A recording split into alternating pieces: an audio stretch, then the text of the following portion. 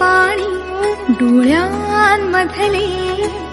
घास भरवते जी ती आई पुसते पाणी डोळ्यांमधले घास भरवते जी ती आई बोल बोबडे शिकवीत सारे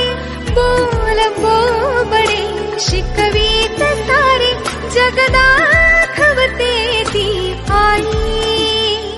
पुसते पाणी